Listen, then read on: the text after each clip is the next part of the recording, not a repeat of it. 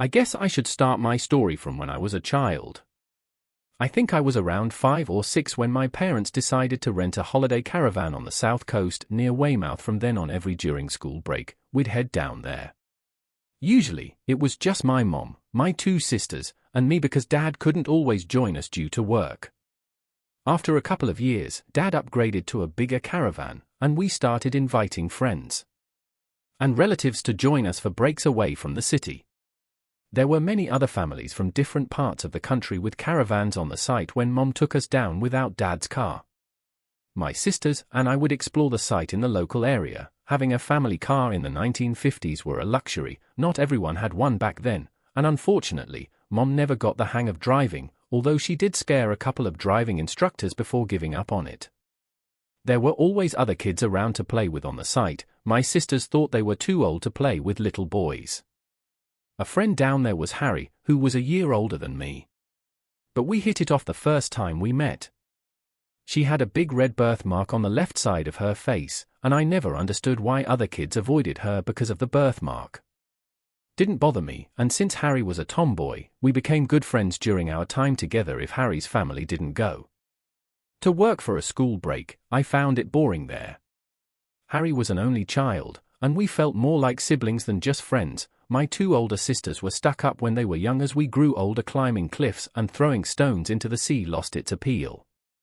We explored every corner for miles around over the years, even finding spots to spy on couples making out. It was amusing when we were 10 trying to figure out what they were doing, but as we got older, felt awkward sneaking around like that.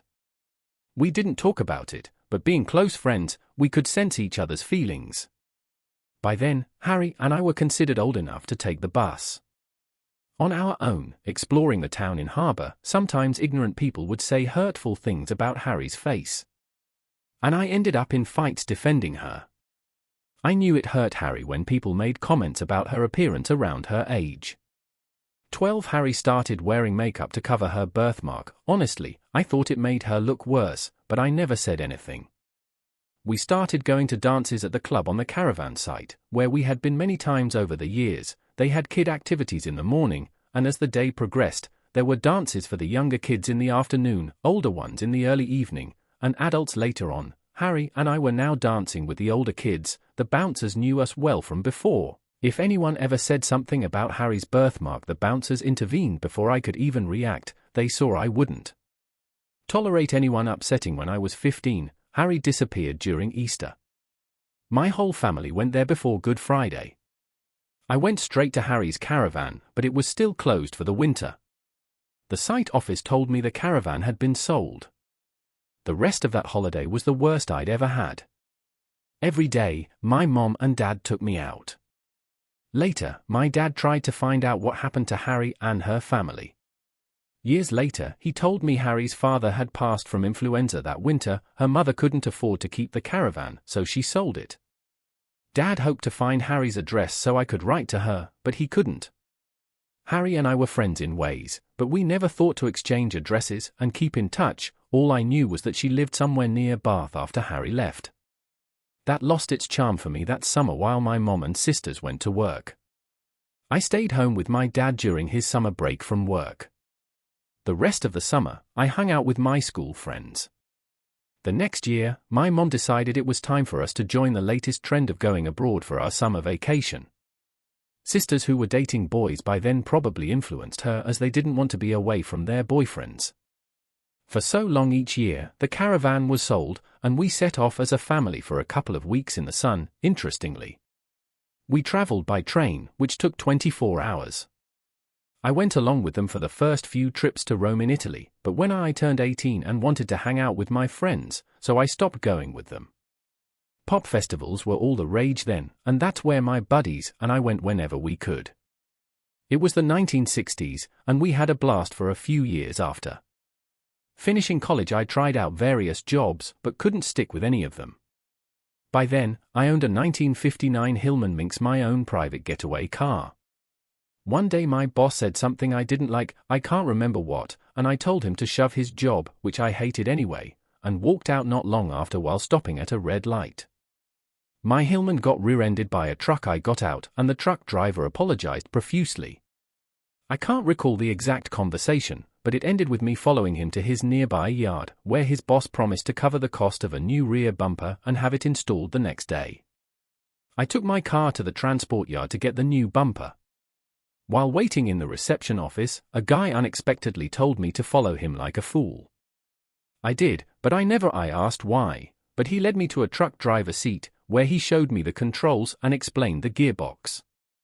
He said to open the gate and turn left, and I started the engine and did as he said. Drove the truck for about 30 minutes before returning to the yard.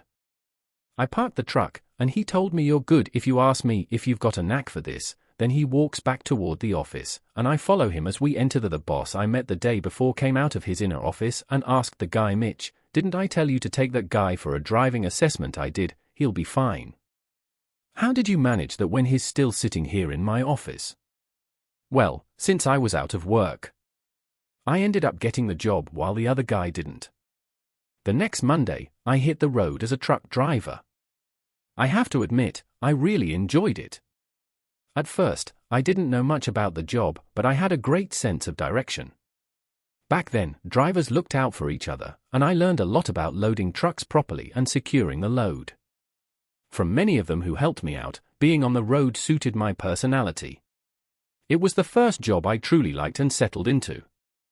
I soon found out that several companies specifically requested when they needed a truck delivered. My boss liked that because it showed I was doing well and keeping his customers satisfied. At Marshall's, one of the places where I often picked up loads, there was a girl named Thelma working in the dispatch office. Thelma was stunning in every way. She dressed to catch the eye of the guys and enjoyed the attention. Her short skirts and tight blouses highlighted her beautiful figure, and her high heels accentuated her legs perfectly. I thought Thelma liked to flirt when I first started going to Marshall's. I'm confident around women, but I'm not the type to ogle at a nice pair of legs or a shapely rear end while other guys chase after Thelma.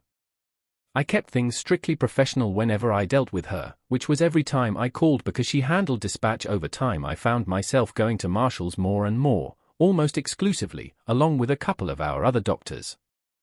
I have to admit I enjoyed working there. It felt like a big, happy family compared to most companies we had free reign of the place while waiting for our loads and could access the canteen whenever we wanted. Old Man Marshall prided himself knowing everyone in his workforce of around 20,000 by name. Before long, he knew my name and the names of the other two drivers from our company who worked there regularly. In early December, I pulled into our yard on a Friday night to refuel and pick up my wages. When I walked into the office, Mr. Wilkins, my boss, came out and asked, "What are your plans for tomorrow?" Then it wasn't the first time he'd asked me this. Usually it meant he had a driving job for me on Saturday. Not much planned. "What's going on, boss?"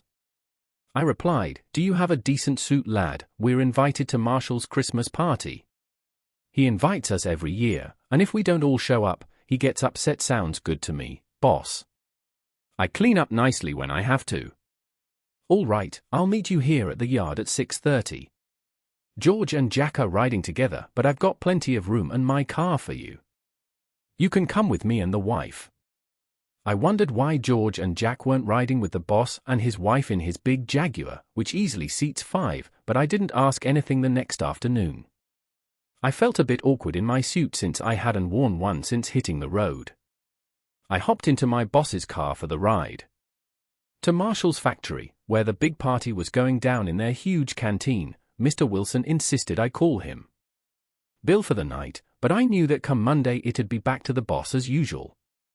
He introduced me to his lovely wife, and I couldn't help but wonder how he managed to snag such a baby. I figured it out. Was probably money, but that's not really important here. When we got to Marshall's, George and Jack showed up with their wives, and it dawned on me why they hadn't ridden with us. I did wonder why no one mentioned I could bring a guest. Not that I had anyone in mind. If wives were invited, girlfriends should have been too. I chalked it up to Bill Wilkins. Forgetting Mr. and Mrs. Wilkins sat at the main table with Old Man Marshall, his wife, and all the big shots from the other companies that worked with him. The 5 of us wandered around, trying to find our assigned seats. I was a bit uneasy when we found seats for Jack, George, and their wives, but couldn't spot mine nearby. I wandered around a bit. I started to think I'd been left out, honestly. If I couldn't find my seat, I planned to sneak outside and hide until after dinner, but then Thelma tapped me on the shoulder and led me to my seat right next to hers. Come on, I'm not dumb. Thelma was sitting where my guest would have been if I'd known I could bring one, and that meant I was sitting where her guest should have been. I had a feeling I'd been set up somehow, old man. Marshall was making his rounds as everyone settled in and found their seats. When he approached me, he thanked me for coming and praised my work. Then he said, "Well, my boy, our lovely Thelma, I didn't have a date for tonight. Mind looking after her?" I assured him I would, but I couldn't help wondering why Thelma, who was so lovely, didn't have someone to accompany her that night. We were served by since all the canteen staff were attending. Some of them were at our table, closely watching everything. After dinner, we endured a series of long speeches. The tables were cleared to make room for a band that played music suitable for everyone from 16-year-olds to 60-year-olds. Thelma and I danced together, but a couple of guys asked her to dance as well by about 10:30. I'd had a bit more of the free drinks than I probably should have while dancing to a slow song with Thelma, which was a bit arousing. I asked her why she hadn't found a date for the evening. Thelma giggled clearly, having had a few drinks herself. "Don't be silly, I have found plenty of guys who would have loved to come, but I wanted to spend the evening with you." "Why do you really want to know?" "I wouldn't ask if I didn't. Well, because you intrigue me." And why is that?" "Well, you're different. You don't chase after me like the other guys do." "I'm curious why you don't. You find me attractive, or are you into men or something?" "Thelma, no, I'm definitely not gay, and I think you're a very attractive young woman." "Oh, so you have a girlfriend?" "No, actually, I don't." "Right now, why haven't you ever asked me out before?" "I hope I haven't said anything to offend you." Thelma asked quite the opposite.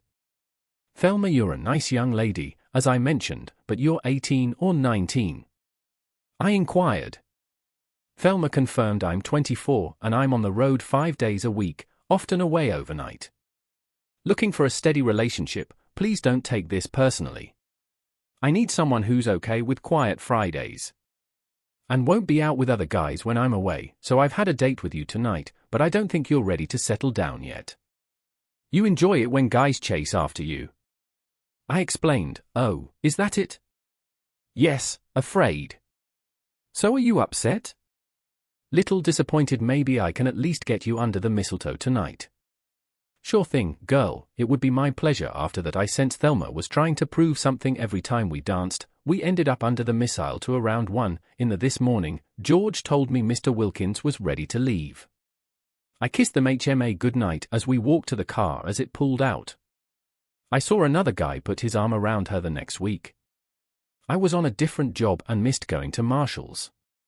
Closed for Christmas the week after, but then my boss convinced me to work right after Boxing Day up in Aberdeen. Delivering urgent research gear for the new North Sea oil exploration. The weather was terrible, and I spent nearly 2 weeks waiting on the harbour for the ship to arrive and unload the gear. I had a blast in the pubs up there. There's no better place to spend New Year's Eve than Scotland, even if it's stormy, pouring rain, and freezing cold. But by the time the ship I was waiting for finally showed up, the novelty had worn off. It had been hiding from the storm at another port along the coast, and no one thought to let me know. Typical, right? Just a humble truck driver who cares about me. When I got back down south, I took a couple of days off to make up for being away over New Year's. Didn't love the idea, but he knew I'd walk if I got upset. There were plenty of driving jobs around for someone who knew the ropes back then. On Wednesday morning, I pulled into Marshall's loading bay bright and early, and I walked into the dispatch office and got the shock of my life. Sitting in Thelma's chair was a woman I hardly recognized, dressed in a baggy sweater and slacks, her hair tied back. She jumped up when she saw me, wrapping her arms around my neck and kissing me like there was no tomorrow. "Good Lord, Thelma, are you trying to suffocate me?" I joked when she finally let go. "I missed you, so do I pass the inspection now?" she asked eagerly. "Thelma, I don't know what to say. Tell me, do I still look like some flirt who hops around with different guys every night?" "I never said that," I protested. "Maybe not, but you implied it, so do I measure up as your girl now?" "Well, of course you do. You always have, but great, so I'll be waiting for you to pick me up on Friday night. here's my address and your delivery notes for the rest of the week. I've sorted things out so you can finish early on Friday. Now get to work. You have a lot on for today and tomorrow. Right, what could I possibly do or say that wouldn't upset her? So, going along with it, I kissed her and headed back out to the loading bays to load my truck. Friday evening, I showed up at her place around 7 o'clock to pick her up. Came out carrying an overnight bag. What's the bag for, Thelma? I asked nervously. Well, I thought you wanted to go to your local pub. It's got to be at least 35 miles from here, so I figured I could stay over at the place if you're up for it. That way you won't have to drive back and forth all weekend, she suggested. So Thelma stayed over at my parents' house that weekend, not in my bed but in my sister's. They were both married and gone.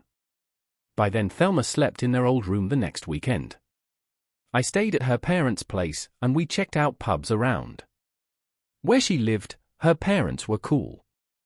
I hit it off with her dad and younger brother. Her mom seemed a bit hesitant at first, but she warmed up eventually.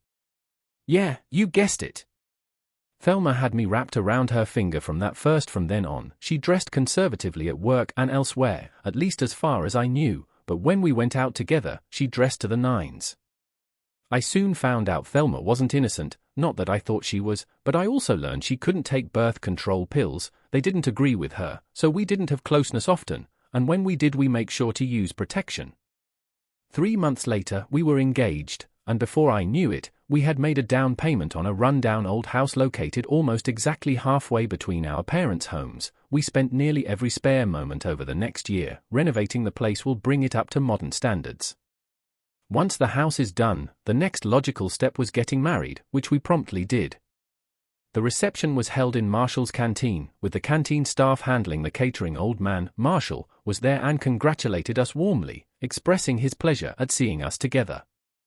How much he was involved in Thelma's plan to win me over remains unclear to this day.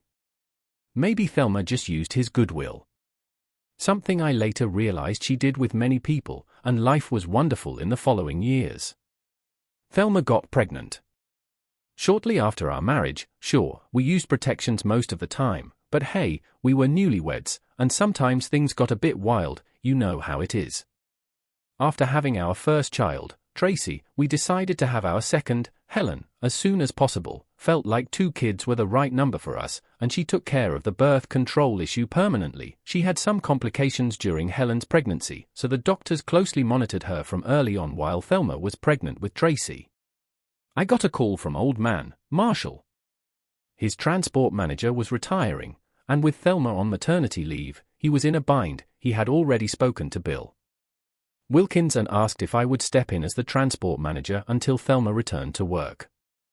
It made sense for me, because I could be nearby when Thelma gave birth instead of traveling all over for work. Reluctantly, I agreed to be the only one. The hitch was that when Thelma and I decided on our second child, my temporary position at Marshall's became permanent. The job wasn't tough, it just required knowing vehicles and planning truck routes. Over time, I grew to somewhat enjoy it. It wasn't as thrilling as being on the road, but the pay was better, and there were no extra hours. I was actually glad I could spend time with our 2 little girls. I was pretty sure they'd grow up to be just as charming as their mom, and though I knew there might be challenges ahead, I figured I'd deal with those when the time came. When the time came, life carried on like it does for most, especially with young kids. I genuinely felt like I had everything. A good job, a nice home, a loving wife, and 2 wonderful daughters, but sometimes things take a turn unexpectedly. If I had to pinpoint it, my first hint that something wasn't right came when Tracy turned 6 one morning. On my way to work, I noticed the car behind me.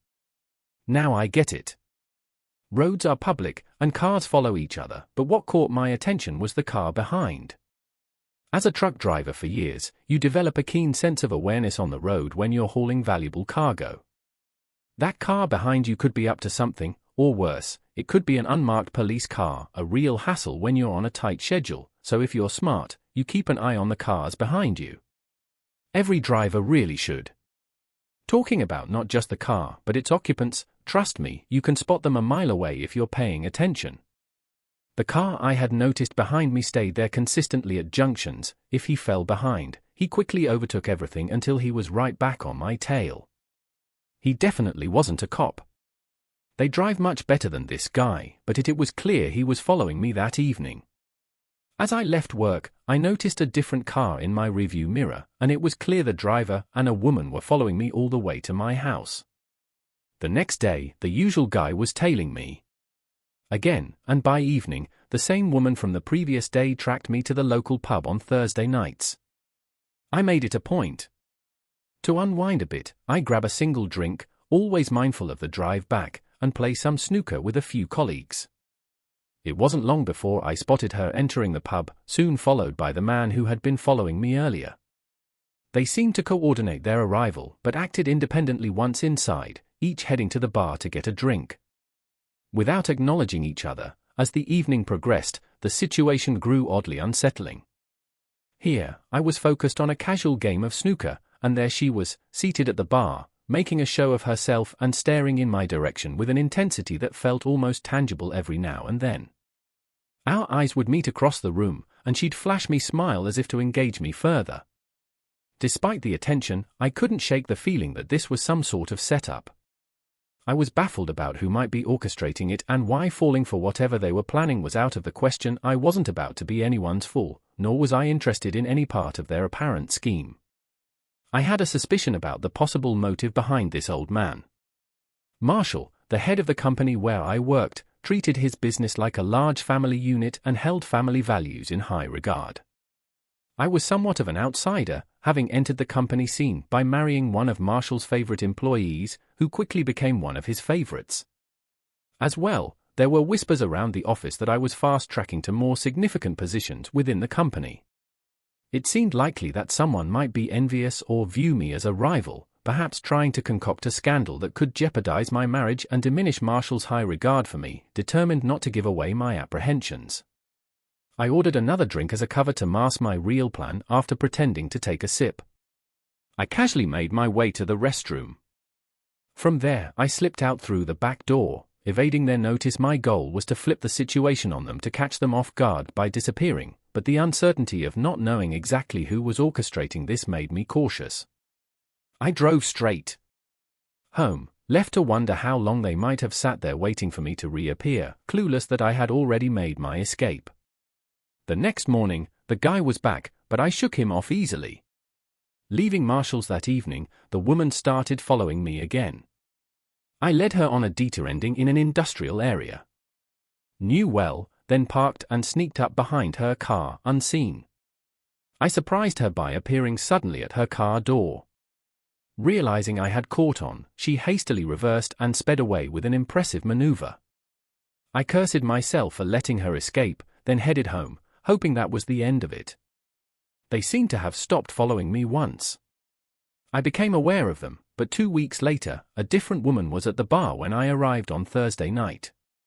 She made a comment as I got my drink, but initially I didn't connect her to the others. It was only when she joined me at the jukebox that I realized what was going on. Lost lady, and tell your friends I'm not stupid, I told her, and let that idiot in the Granada know that if I see him again, there'll be trouble.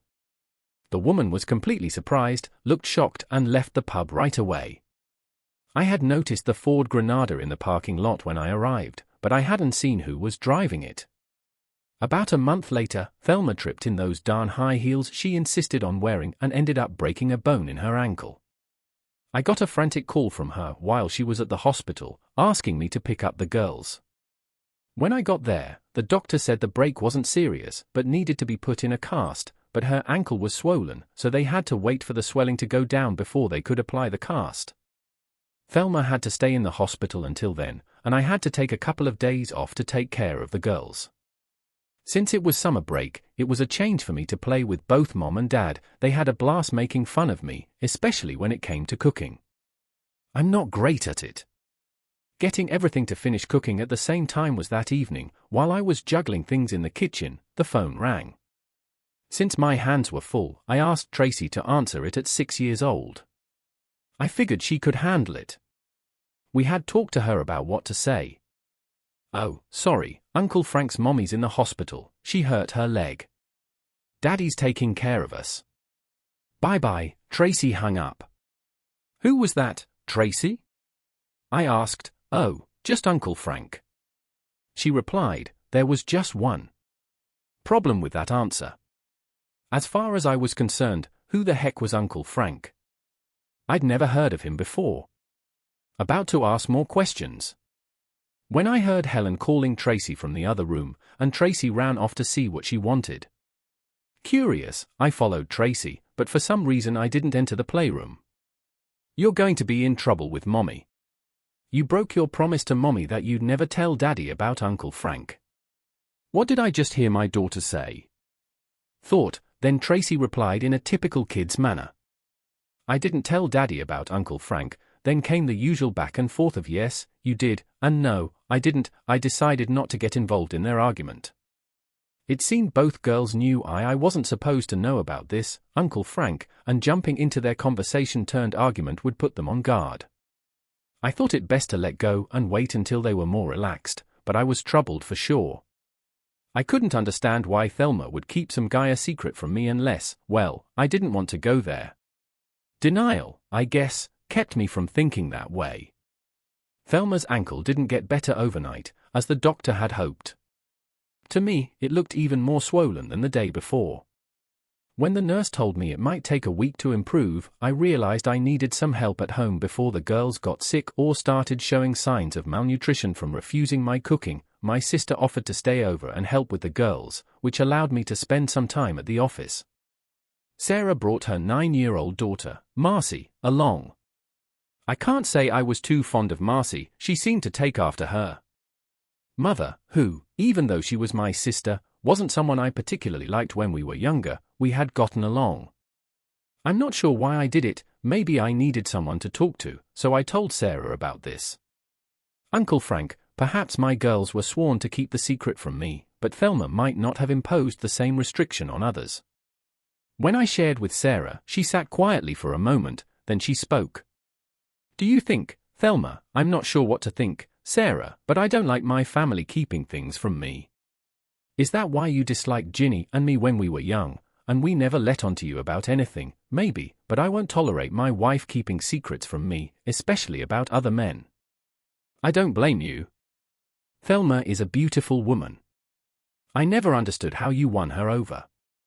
Sarah, it wasn't me who won Thelma over. She pursued me. She had good taste. I'll give her that. So what's the plan? Want me to talk to the girls about this, Frank? I thought they might open up to you. I heard Helen mention that Mom made a promise not to tell me about him. They might feel they're not breaking her trust if they talk to you. Leave it to me. I'll see what I can find out, but I'll be subtle so I don't make them suspicious. Thanks, sis, just trying not to make a big deal out of it and make them happy. The next morning, I left Sarah with the kids and headed to work in the afternoon. I visited Thelma at the hospital, and she mentioned Sarah had spent about an hour with the girls earlier that day. I know why I did it, but I asked Thelma if there was anything she needed to tell me. She seemed puzzled by all she mentioned. There were some unpaid bills and things to do at home later that night. After Sarah had put the kids to bed, she sat me down at the kitchen table and gave me a serious look. I don't know who this Frank guy is, but you need to figure out what's going on. So you spoke to the girls about him. What did they say? Don't be silly. I had Marcel investigate. I figured the girls wouldn't recognize her as an adult, and you know how kids can be anyway about this guy. Frank, apparently, and Thelma used to chat with him outside the school while waiting for the girls to finish. According to the girls, he's divorced and his kids go to their school. They say it's his only chance to see them since he doesn't live with his wife. She has custody and makes it tough for him to visit, so he watches them in the school playground. But why keep this from happening? Marcy isn't dumb, she asked that too. The story from the girls is that Frank's wife works at your company, and Thelma worries you might tell her he's watching their kids at school. Oh, I get it now. Guess that explains it, but surely Thelma doesn't think I'd rat the guy out to his wife. The nonsense that story doesn't make sense at all. Think about it. If Frank was at the school when the kids were let out, wouldn't his supposed ex-wife see him? And when I sent Marcy back with more questions, it got even more concerning that your girls have no clue who Frank's kids are.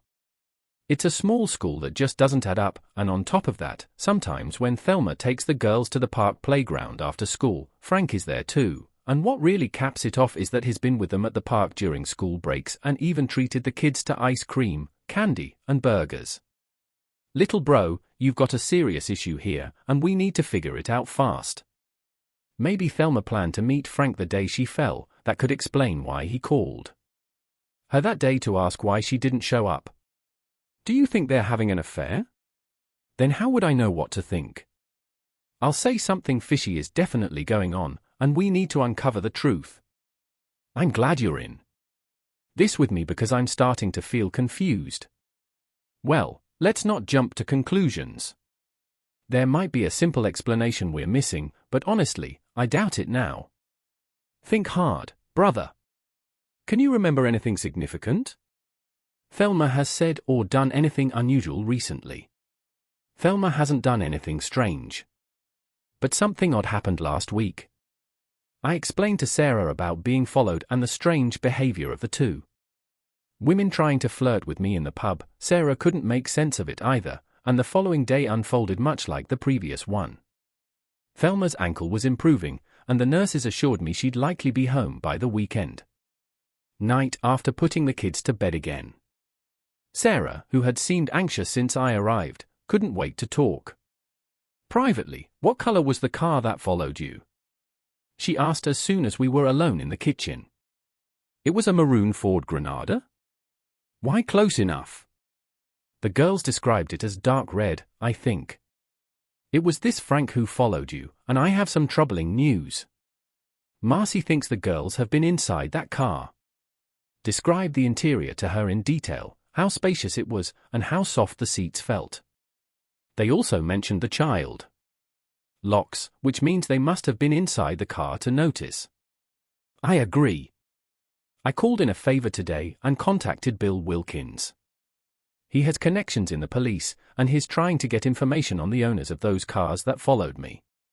Good move, bro. Marcy deserves credit for getting so much out of the girls. Yeah, I owe her big time for all her questioning. I'm not sure if I should take that as a compliment. Sarah replied with a smile. Friday morning, Bill Wilkins called my office early and said the Granada belonged to a guy named Frank Williams, well known to the police. The other two cars were rented from a budget rental company. Interestingly, one of them hadn't been returned, and the renter, a man, used fake documents for both vehicles that afternoon. After making some calls, I went to the hospital to pick up Thelma before Thelma knew I was there. I had a chat with the nurse I'd been coordinating with all week, and after a little prodding, she mentioned that a man had been visiting Thelma every afternoon after I left. She found it odd because he never brought anything with him for Thelma. Most people bring something, even if it's just a get-well card.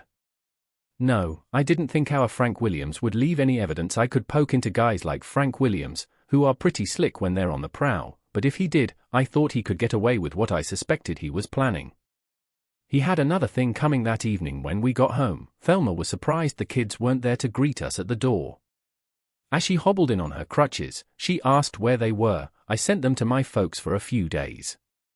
I thought it would give you time to rest, but I said, oh, that wasn't necessary, Thelma replied, settling herself on the sofa in the lounge. I would have preferred them here, but I think it was necessary. Thelma, we have a lot to sort out in the next couple of days. I don't want the girls getting upset about things, Thelma asked as Sarah came into the room with a tray of tea and coffee. Oh, Sarah, you're still here. You didn't need to stay. I'm sure I can manage with the children. I can stand on my ankle now that it's in plaster. Not here for you, Thelma. I'm here for my brother. Sarah said sharply in Thelma's face. Suddenly lost color, and she looked at me. What's all this about? Well, that's the question I was going to ask you, Thelma. What's going on between you and that creep? Frank Williams. Thelma glanced at me, then at Sarah, and back at me. It seemed like she was at a loss for words for a moment, then she made up her mind. Well, I guess you found out, haven't you? I suppose it had to happen eventually. I'm sorry, but I've fallen in love with someone else. I didn't want to tell you yet, but I'm going to divorce you and marry Frank. Just like that, I questioned. Yes, I've been trying to figure out how to tell you for weeks now. I didn't want to hurt you more than I had to, Sarah. Started to say something, but movement behind her caught her attention, and she paused. That's all I needed to hear. Get things started now. I'll be in touch. A voice spoke from the hallway, and then we heard the front door close. I glanced at Sarah and turned back to Thelma. She was very considerate of you. If it's not a lie, did you get Frankie Boy to try to set me up? What was the plan? I get seduced by one of his friends, and boom, you force me. You probably thought I'd have to pay you. Alimony, right? What a great wife. I used to have tough luck, baby. I didn't fall into your trap. I'll give you credit. The idea was clever. You wanted to leave me with my good job while you lived with an unemployed guy, and you expected me to support you in your new life. I have no idea what you're talking about. What setup? Well, if you don't know, ask your weird boyfriend. Here's how it's going to be. You have the weekend to get your stuff out of my house. My lawyer is preparing the divorce papers, ready for you to sign on Monday. You can't do that, you should be the one leaving the house. I need it for the children. Oh no, sweetheart, you and your weird boyfriend aren't getting near my children. You can visit them, but only with a social worker or me present, and the social services will get that order before a judge tonight. What are you talking about? They can't do that, but they can, sweetheart. I've always thought social workers were a pain, but once they found out you were planning to move in with Frank Williams and had been exposing our kids to him, they've been very helpful. You won't be allowed near them anymore, and I think the police will want to talk to you too. I don't get it. Why would the police want to talk to me? Oh, you foolish woman. Sarah interrupted, determined to speak her mind, so I let her continue. What did you think? Williams was hanging around outside that school. The man is a child offender with a rap sheet a mile long. He wasn't after you, you silly girl, he wanted your daughters. Thelma's expression was unforgettable. She looked at both of us in disbelief. You're lying. Frank wouldn't do that. Oh, really? Do you think for the last 7 years he's been working overseas in the Far East? I believe it's more like the Isle of Wight Parker's prison there. You could stretch to call that overseas. Anyway, when the police finish talking to him and my kids, we'll find out if he's already harmed them, but I'm warning you. If that man hurts my kids, I might just end both of you. Sarah had to call an ambulance then because Thelma suddenly passed out and we couldn't wake her up again. Her father or brother must have picked her up from the hospital. Because I certainly didn't. I didn't see her again until the day we finalized our divorce paperwork. Thelma realized there was no use asking for custody of the children since social services still had an order against her, stating she had endangered the girls. It came out that Thelma had left the kids in William's care multiple times while she went to the hairdresser and such, but the specialists who interviewed my daughters assured me nothing had happened. Believed Williams was still in the grooming stage, being careful not to scare them off by moving too quickly. Williams hadn't committed any crime that the police could prove. They suspected he stole the rental car but hadn't used it. As intended, when things fell apart, curiously, I asked why they thought Williams took the car. Inspector glanced at me and said, "Well, you've been lucky, sir, even if it's been rough." Williams manipulated into his life to offense her kids was a widow her husband passed in an unsolved hit and run. We can't prove what Williams intended with the car, but we can guess if he sticks around. We'll keep a close watch on him, not too close. I hope, I replied. The officer checked around to ensure no one else could hear. Don't worry too much, sir, as long as know if one gets hurt, our officers can be quite patient. Of course, I never said that, and make sure you have a solid alibi. People think Williams and his kind are just mentally ill and deserve sympathy. Personally, I think a harsher punishment would be too kind. He's a sly, evil guy, and sir, try not to blame your wife too. Williams is skilled at manipulating people. If you'd seen him in that interview room, you'd think he was harmless. She never had a chance. Once he set his sights on her, It wasn't until we showed her William's file that she truly understood what kind of pervert he was. Looking back, I realized I might have been fortunate to survive. Williams was clearly preparing for all possibilities, but knowing what that jerk intended for my family, I decided I wouldn't ignore it. However, I could wait until things calmed down before taking action. After a couple of years, everything remained uncertain. Thelma wasn't allowed to see the children without supervision, which was frustrating for both them and her because she couldn't take them anywhere based on what the police told me and what Thelma herself said, it seems. She didn't have a chance against Williams. I believe she wouldn't have tolerated him harming our daughters if she had known. I have to believe that for my own peace of mind, about a year after the initial separation, I approached social services to discuss easing the visitation terms for Thelma with our children, and they consented since the kids were never in foster care. The decision ultimately rested with me. Thelma hinted a few times that she hoped we could get back together, but I shut down those conversations quickly. It was clear to me, especially after chatting with some neighbors, that there was more going on than met the eye. They had seen Frank Williams' car parked at her place often during the times the kids were at school. I doubted the innocence of those visits. This wasn't a scenario out of a wholesome storybook. I suggested Thelma might be better off finding someone new to start over with, which she eventually did. He seemed like a decent man, albeit somewhat stubborn. I heard he even proposed to her, but she turned him down, insisting she needed to come clean about her past first. According to what I gathered when she told him her full story, he walked away without a word. A dramatic turn of events followed 2 weeks later when Thelma ran over Williams with her car right outside the local police station. She had seen him loitering near another school and promptly called the police. They took him in for questioning when they released him. Thelma was waiting, and as he walked along the sidewalk, she hit him with her car. The aftermath was chaotic. Thelma drove to the river, where she allegedly tried to drown herself. I'm not entirely sure. Sure, drowning was her real intention, though Thelma has always had a knack for creating dramatic scenes, and I heard a police car not far behind her during this episode. Initially, Thelma faced manslaughter charges, but they were dropped due to concerns about her mental stability. It was decided she wasn't fit to stand trial. She spent a short time in the local psychiatric hospital, where they concluded she wasn't a threat to others and released her after about a month. Later, her only requirement was to attend regular therapy sessions every couple of weeks. However, social services decided to impose stricter conditions on her future visits with the children, likely due to the severity and nature of her recent actions. That's how things turned out. Sarah's husband, Ralph, started working on oil rigs in the North Sea, so Sarah and her family basically moved in with me to help take care of the girls, and I managed Thelma's visits with them. The gaps between her visits were getting longer, and it felt like I hadn't spoken to her in years.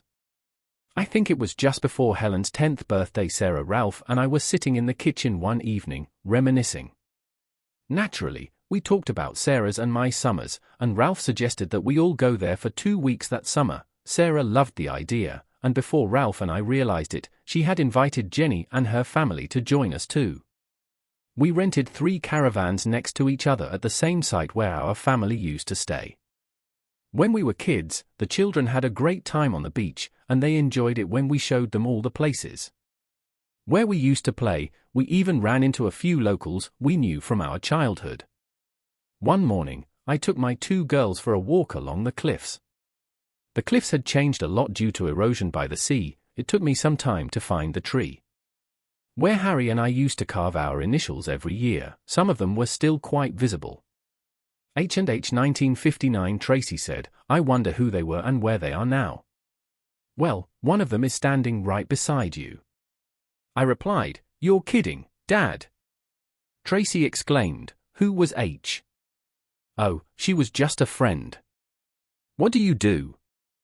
"Was she your childhood sweetheart, Dad?" Helen asked eagerly. I wasn't prepared for what I was getting into. "Well, in a way, she was. I spent many happy holidays down here with her when I was your age, but I'm not sure if you could really call her my sweetheart. I only kissed her once." "Was it nice?" I wasn't sure if Tracy was trying to tease me or genuinely curious. Yes, it was very nice. I would have liked to kiss her more, but she didn't come back in the next year. "Oh, that's sad." Were you really upset? Yes, I was, but if you don't mind, let's change the subject. The change of topic was welcome, but for the rest of our vacation, my daughters Sarah and Jenny kept bringing up Harry in one way or another. Anytime we visited a spot around town, they would eagerly ask if Harry and I had been there together before I could even attempt to deflect with a vague "I don't remember." Sarah and Jenny would jump in with vivid confirmations. They seemed to delight in tracing our shared past so much so that even the cakes and treats they prepared bore the initials H and H subtly etched into the icing. I tried to feel annoyance at their antics, but their laughter was infectious, and soon enough, I found myself laughing along with them, swept up in the nostalgia and the light-hearted mood they created. Upon our return home, the embarrassment did not cease. My sisters Tracy and Helen, spurred on, perhaps by the fun we'd had, reminiscing, encouraged my parents to pull out all the old holiday photos featuring Harry and me. As we flipped through the dusty albums, my daughter scrutinized each image with keen interest, and I was particularly apprehensive about how they would react to seeing Harry's noticeable birthmark, which was quite prominent in many of the photos. Remarkably, though the topic never arose, whether Sarah and Jenny had been prepped by their aunts to avoid the subject, or they simply chose to focus on other details, I was relieved it didn't become a point of discussion. The following year, we made another trip to Waith, this time without the extended family, just my daughters, Sarah, Marcy, and me. Ralph was initially supposed to join us, but he cancelled at the last minute due to unforeseen work obligations. Surprisingly, Sarah took the news of his absence in stride. Even though Ralph's job on the rigs often kept him away for extended periods, I crammed into my car for the drive down with the trunk and roof rack fully loaded with our luggage. Of days passed in a relaxed, enjoyable blur, but then on Tuesday morning breakfast, my girls suddenly expressed a desire to revisit the tree with our carved initials.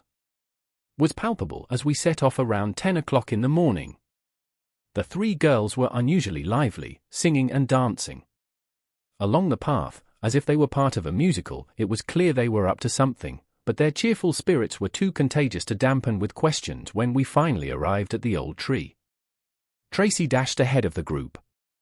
She reached the tree first and triumphantly exclaimed, "Yes, yes, he's done it. He's done it." Then the three girls gathered around the tree when Sarah and I approached. The girls stepped back beneath the carving from 1959. Another one that read H and H 1982. I stared at it for a moment, trying to grasp what was happening. Suddenly, Ralph emerged from the nearby bushes with a couple of children. "I didn't recognize her. She says you'll know where to find her.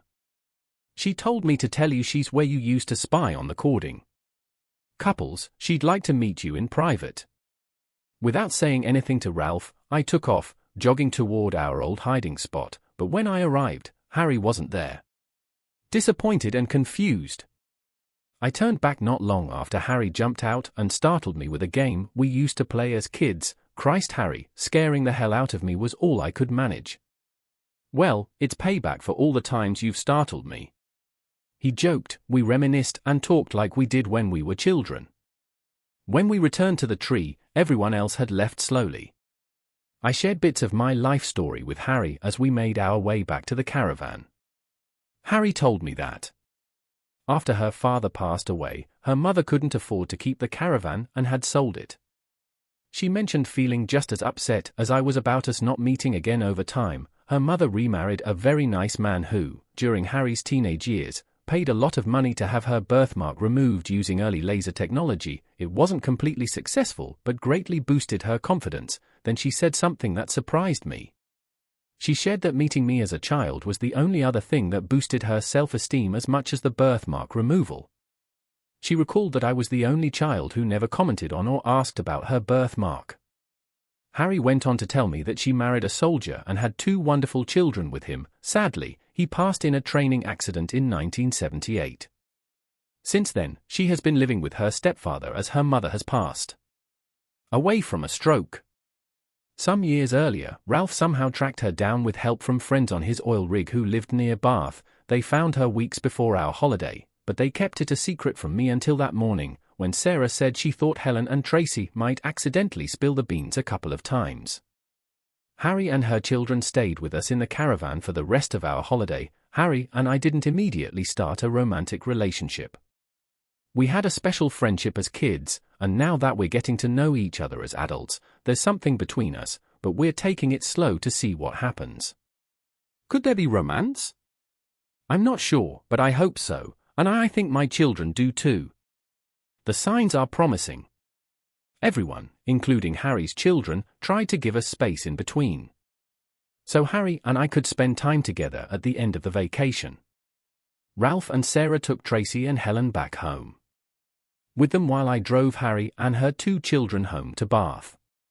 Life moves forward to April 2006. After lots of traveling back and forth on the M4 motorway in the following 6 months, Harry and her 2 children, Russell and Claire, moved in with the girls and me. We had a bit of an awkward situation shortly after they moved in.